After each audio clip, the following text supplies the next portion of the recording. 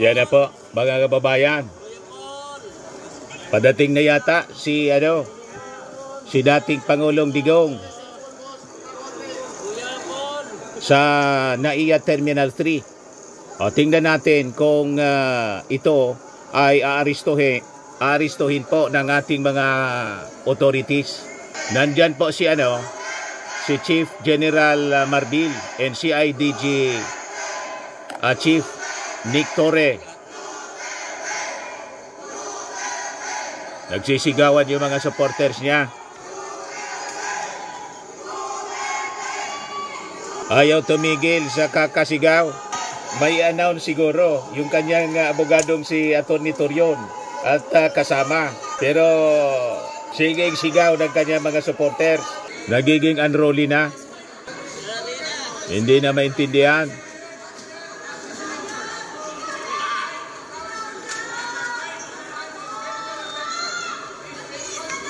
Hindi na maintindihan yung sinasabi.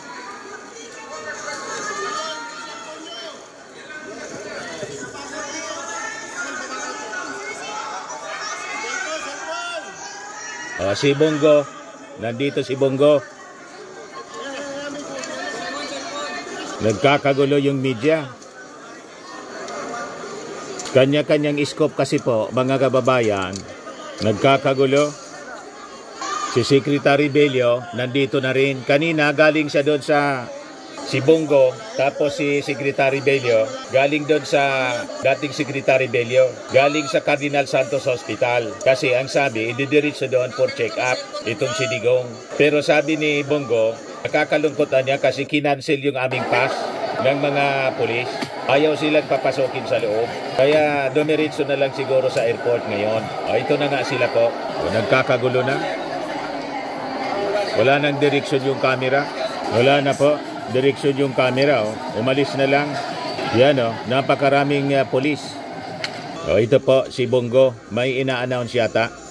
Hindi man maintindihan po.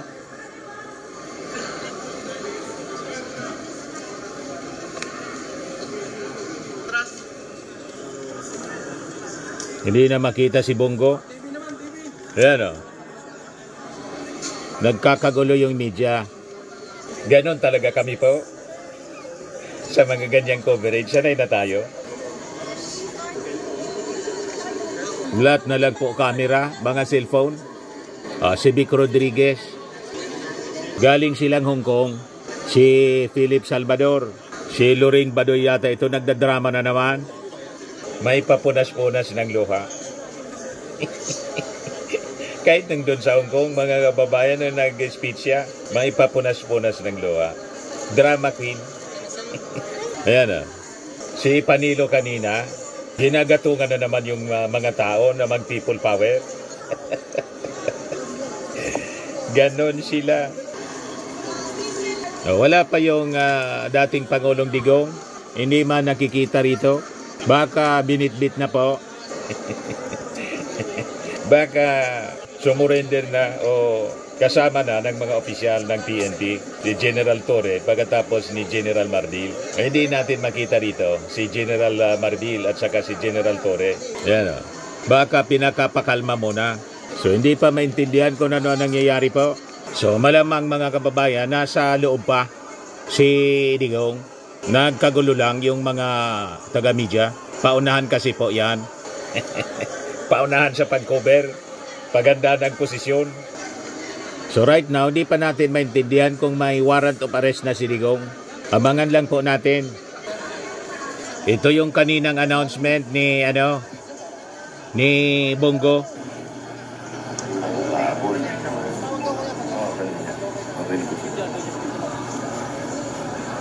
Dito po kami ngayon ni Dr. Agnes. Sisiguraduhin lang namin na maayos po ang kalusugan ng dating Pangulong Duterte. Actually, nasa ospital sila po siya bukas kanina. Medical check-up niya, may gagawing procedure sa kanya bukas. Dito po sa hospital, sa Cardinal Santos Hospital. Tumuloy at kailangan niyang magpa-check up talaga. Regular check-up. Si Dr. Agnes, siya po yung personal physician ni dating Pangulong Duterte po. the last 20 years. Dito po kami, Secretary Bello. Kaya lang, ayaw kami mapasukin.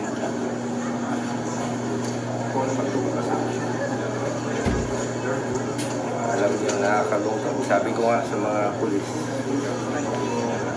paparesto nila yung taong ginawa lang ang trabaho niya para sa bayan. Sinakripisyo niya lahat. Totoo yung sinabi niya. Ginawa niya po ito para sa ating mga anak. Tayo na natin. Hindi kami makapasok. Nagbawa lang kami pumasok. Kinansel lahat yung pass namin.